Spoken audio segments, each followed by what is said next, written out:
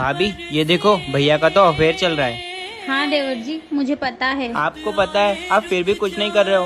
देवर जी, आपको तो पता है मैं एक गरीब बाप की बेटी हूँ। ना तो वो ये केस लड़ सकते हैं और ना ही मेरी दूसरी शादी करवा सकते हैं। इसलिए जैसा चल रहा है वैसा चलने दो।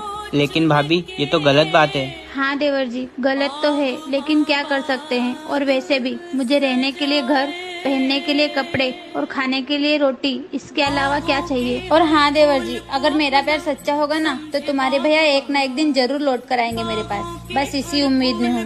भाभी आज आपकी बातें सुनकर एक बात तो समझ आ गई है। एक औरत ही होती है जिसका उस घर में अपमान होते हुए भी वो घर के लोगों को अपना बनाकर चलती है। मम्मी जी ये लीजिए खाना। बहू, ये तो कल की बासी रोटी है और ये प्याज के साथ कैसे खाऊंगी। आज का खाना खत्म हो गया तो मैंने कल की रोटी गरम करके दे दी है। बहू, रोटी में से तो बास आ रही है। कम से कम तुम्हें मैं 2 वक्त का खाना तो दे रही हूँ। बहू, मेरा बहुत सिर दुख रहा है, एक कप चाय बना दे। शक्ल देखी नहीं कि काम बताना शुरू कर देती है। अरे मम्मी का फोन।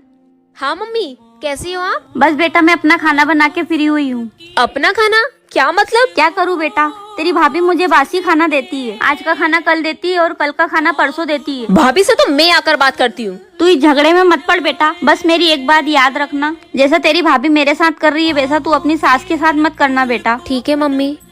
यार मैं मेरी माँ जैसी सास के साथ कैसा बर्ताव कर रही थी। मम्मी जी मुझे माफ कर दीजिए, मैंने आपके साथ बहुत बुरा बर्ताव किया। कोई बात नहीं बहू, एक माँ अपने बच्चे से कभी नाराज। वो मम्मी जी दीदी आ रही हैं, फोन आया था उनका अभी। अच्छा, मेरे पास नहीं आया उसका फोन। सब ठीक है ना? हाँ सब ठीक है। चल ठीक है। कब तक आएगी? कह रही थी 2-3 दिन रुकूंगी। जिया जी को कोई काम आ गया होगा बाहर, कह रही थी अब वो अकेले क्या करेंगी तो वो यहीं आ जाएंगी। मम्मी जी मैं सोच रही थी कि ना दीदी के लिए ना पिज्जा बना लेती हूँ। उनको है ना मेरे हाथ का पिज्जा बहुत अच्छा लगता है। और मीठे में मैं उनके लिए ना खीर बना लेती हूँ, ड्राई फ्रूट्स वाली। ठीक है, बना लेना। और अगले दिन मैं ऐसा करती हूँ, छोले भटूरे बना लेंगे। उनको जो जो पसंद है ना मैं उनको सब बना के खिला दूंगी। मैं ऐसा करती हूँ, मैं ना सामान अभी ले आती हूँ। उनके आने के बाद है ना फिर मुझे बाहर जाने का टाइम नहीं मिलेगा। ठीक है बहू, ले आना। और हाँ, पैसे है ना अलमारी में से ले जाना। मेरी बेटी और दामाद कुछ दिन के लिए बाहर घूमने गए हैं। माँ जी, मैं भी आपके बेटे के साथ घूमने चली जाऊं क्या? तू घर की बहू है, बेटी नहीं।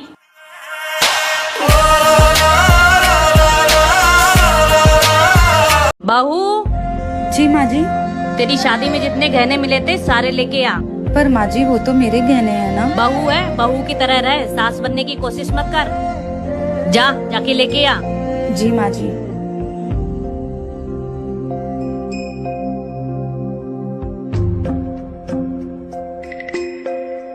तेरा बाप तो गरीब है, लेकिन तुझे इतना सारा सोना दे के भेजा। वो क्या है ना माँ जी, एक गरीब पिता अपनी बेटी को इतने सारे दहेज और गहने इसलिए देता है ताकि जिस बेटी को उसने अपने घर में राजकुमारी बनाकर रखा उसको ससुराल में नौकरानी ना बना दिया जाए।